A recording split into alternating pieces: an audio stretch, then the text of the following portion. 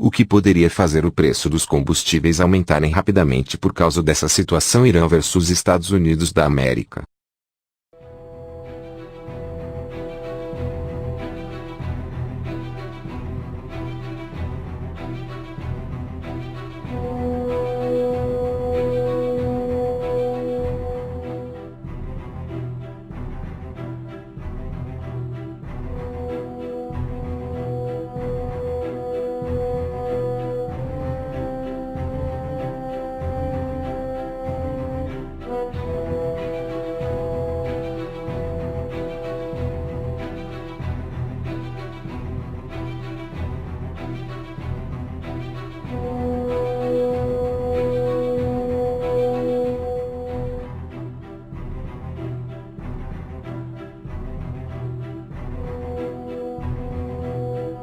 بداند اگر روزی بخواهد جلو نفت ایران را بگیرد، نفتی از خلیج فارس صادر نخواهد شد.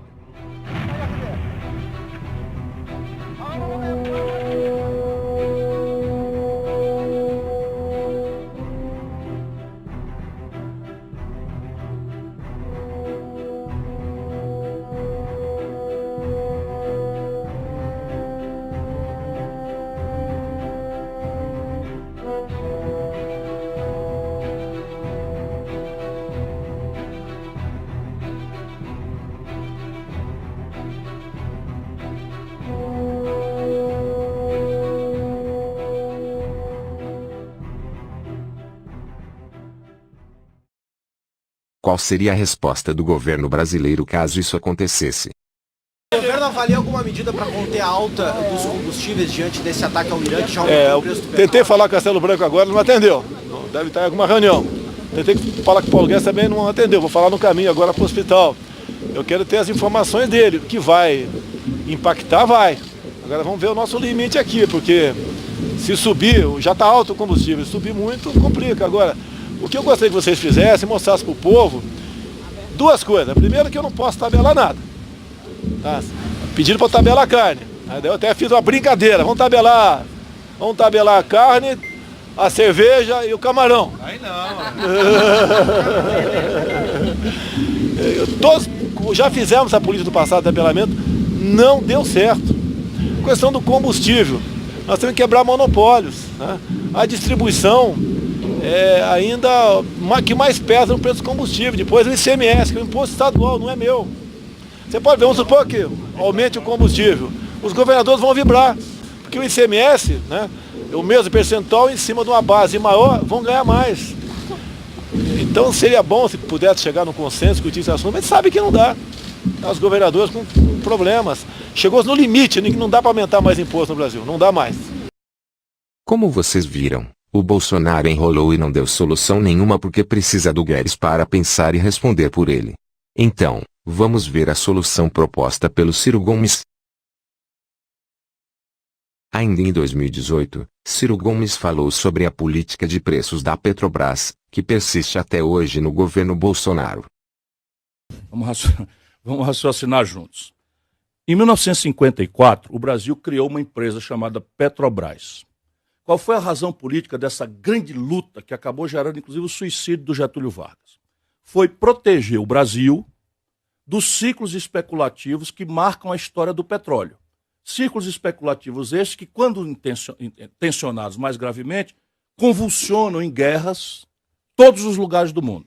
Venezuela, petróleo. Síria, petróleo. Egito, petróleo. Líbia, petróleo. Toda a convulsão que está acontecendo no Médio Oriente, no Oriente Próximo, petróleo. E golpe no Brasil, não duvide, petróleo. Então, qual é a razão da Petrobras existir? Proteger o Brasil das oscilações de preços internacionais do petróleo. Ou seja, custar para nós de forma estável, independentemente de câmbio, de taxa de câmbio, independentemente das especulações internacionais, cobrar o custo de produção do Brasil, mais o imobilizado, a remuneração do capital empatado, mais um lucro em linha com os padrões internacionais.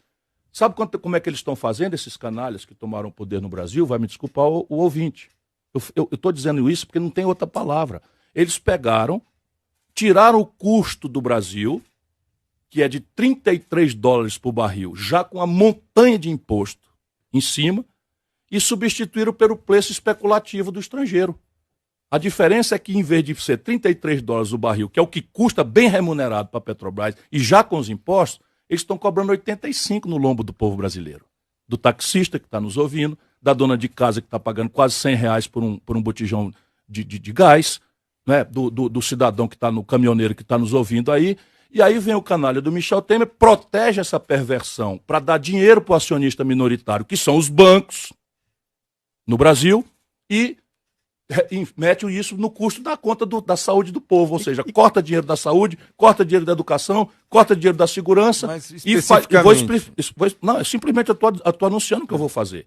Eu vou trocar a política de preço da Petrobras. A política de preço da Petrobras vai ser custo brasileiro em real, mais a rentabilidade que ela precisa ter para amortizar o capital, pagar suas dívidas e reinvestir. Vamos raciocinar juntos. Isso não impacta nesse custo? Vamos raciocinar juntos, para não parecer ideologia. Tem um cidadão vendendo um pão agora, um sanduíche, bem aqui no cafezinho, no bar aqui da esquina. Como é que ele calcula o preço do sanduíche? Ele olha para o preço do sanduíche na Bélgica, onde as condições de salário, não sei o que e tal, são tantas que permitem ele cobrar 12 dólares, R$48 por um sanduíche, ou ele calcula quanto custou o pão, quanto custou o queijo, quanto custou o ovo, e bota ali uma rentabilidadezinha para pagar os salários das pessoas e um lucrozinho para ele poder reinvestir. Como é que as pessoas calculam o preço do sanduíche aqui no Brasil? Isso é simples de entender. E aí vem agora a elite brasileira intoxicada. Né? Desculpa. Eu até entendo que o senhor quer fazer um paralelo para tornar mais simples a conta, mas nós estamos falando de petróleo, nós estamos falando do pãozinho. Não, nós estamos falando pior, nós estamos falando de um preço que mexe no preço da vida do povo. Sem dúvida. O sanduíche agora, eu posso não comer, mas o preço do petróleo... A formação do preço é diferente. Não, meu patrão, não é não. O preço formado da Petrobras é custo Petrobras. Quanto é que custa tirar um barril? O senhor acha que mete os impostos em cima, já teríamos que fazer até uma revisão disso, mas mete os impostos em cima na conta de um verdadeiro abuso, remunera o imobilizado, bota um lucro para a Petrobras ter dinheiro e cobra do povo. Estou falando de uma política muito séria. Muito séria. Razão de ser da existência mesma da Petrobras. Aí não, eles trocam o preço, mesma coisa, é comparação exatamente, não é metáfora não. Mas e as empresas estrangeiras que atuam no Brasil hoje? Elas vão ter que se submeter ao preço que a Petrobras definir? Não, veja bem, a Petrobras na prática tem o monopólio do refino. Mas tem importação mas isso vai acabar. Isso vai acabar. Vamos lá, brasileiro, olha o que eles estão dizendo aqui. O Brasil é a maior reserva de petróleo, depois da Venezuela, nas Américas. O Brasil está aumentando a sua estocagem de petróleo, de cubagem de petróleo, descobrindo, 40% ao ano aumenta. Ou seja, nós somos provavelmente a maior reserva de petróleo do mundo. Só o que já está contado são 20 trilhões de reais. Isso dá para pagar o projeto de transformar o Brasil numa grande sociedade de classe média em 15, 20 anos. E o mundo está vendo isso e está cobiçando essa riqueza. Todo mundo acha que eu sou... Veja bem, eu conheço a história do planeta Terra, eu sei o que aconteceu com o Mossadegh, eu sei o que está acontecendo na Venezuela, na Síria, no Egito, no Líbano. Por causa do petróleo, eu fiquei com isso na cabeça. Eu posso terminar? Bom. Então repare uma coisa, o Brasil hoje tem 40% da capacidade de refino de gasolina, óleo diesel e gás parados. E está comprando gasolina dos Estados Unidos em dólar. Alguém, pelo amor de Deus, justifique isso para mim. O Brasil tem uma fábrica de fazer diesel que pode produzir 100 litros por hora, está produzindo 60 e está comprando 40 litros de óleo diesel por cada 100 dos Estados Unidos, em dólar. Qual é a explicação para isso, pelo amor de Deus? A Petrobras tinha um projeto estratégico de autonomizar o Brasil em relação a refino, que tem a ver com a Abreu e Lima em Pernambuco, que tem a ver com o COP no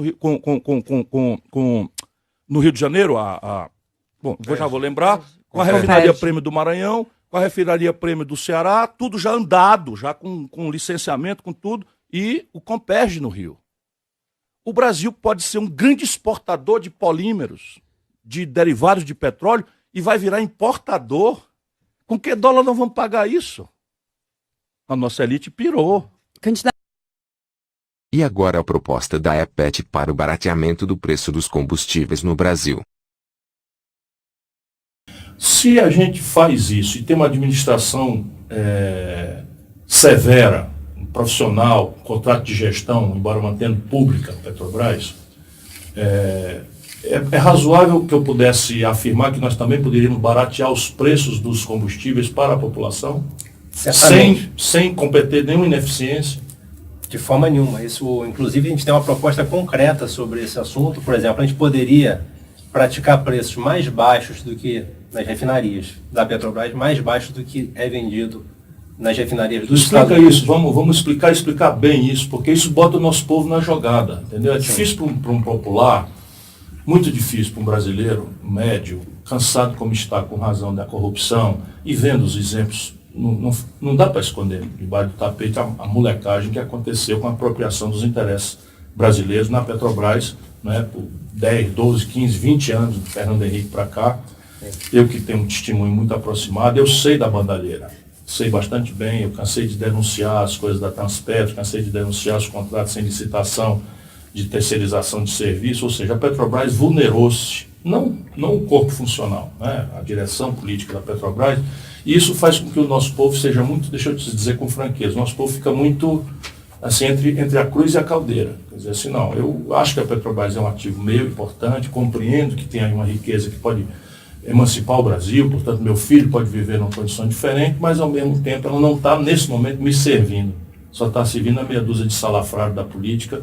Então é quase como uma faca na manteiga você defender políticas contra, como eles estão fazendo. Claro que tem uma massa de propaganda financiada com dinheiro de fora e tal, porque isso não tem impacto nesse jogo.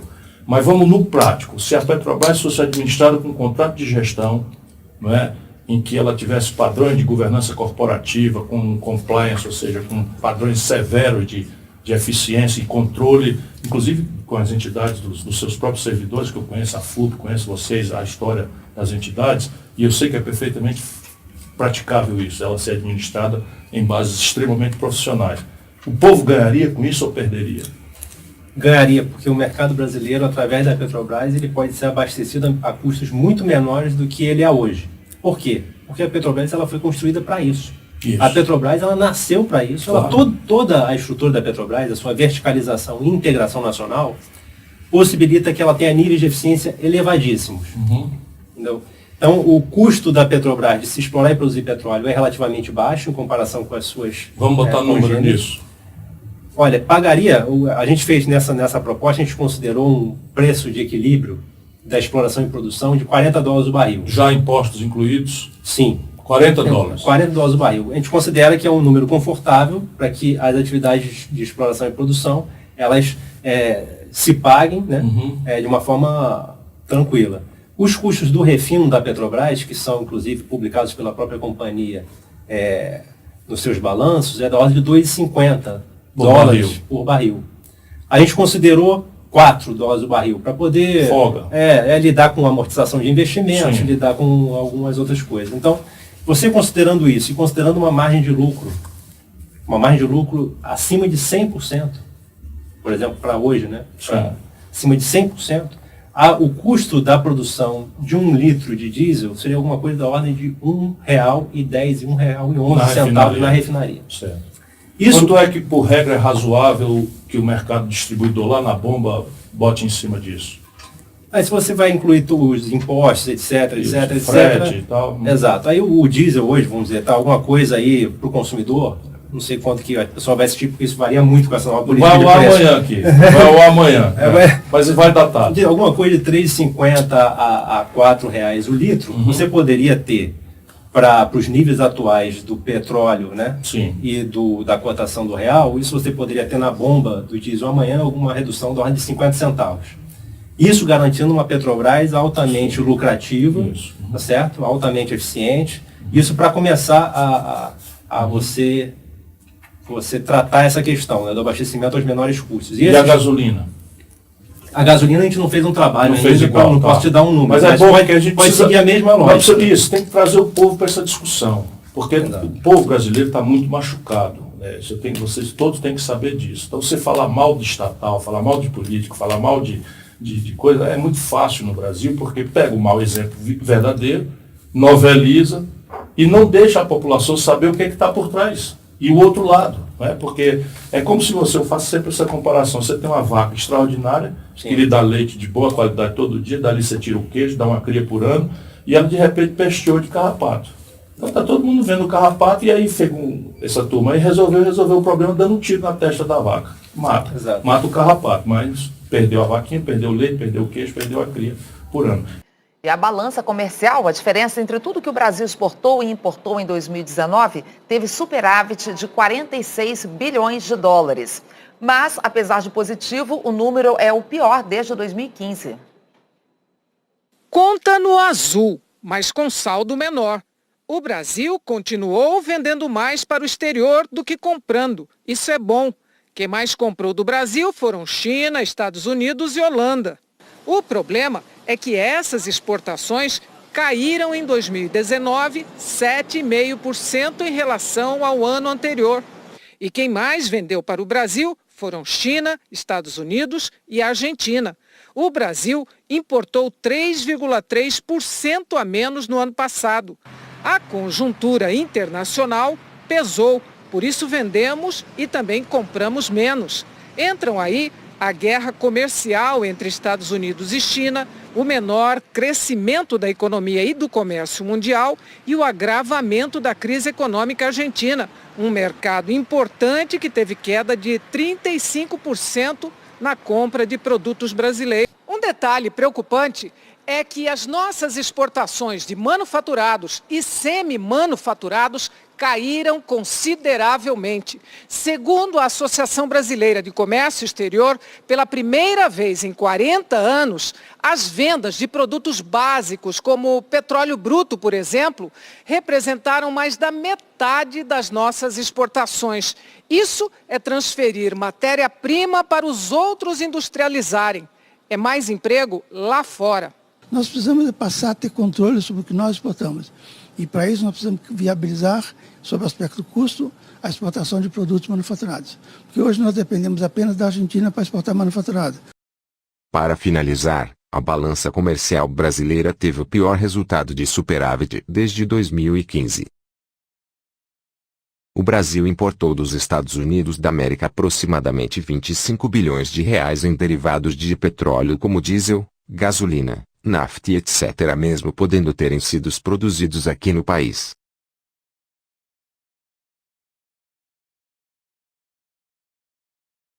Se o Brasil voltasse a usar 100% da capacidade das suas refinarias atuais e completasse as que estão na fase final de construção, o Brasil poderia parar de importar esses derivados dos Estados Unidos da América. E como consequência o superávit brasileiro aumentaria e ainda geraríamos milhares de empregos dentro do país. Isso não parece óbvio? E o que o governo entreguista do Bolsonaro quer fazer? Vender quase todas as nossas refinarias para o estrangeiro para inviabilizar uma mudança na política de preços da Petrobras. E isso tudo com aplausos do povo que não entende a função estratégica da empresa para o Brasil.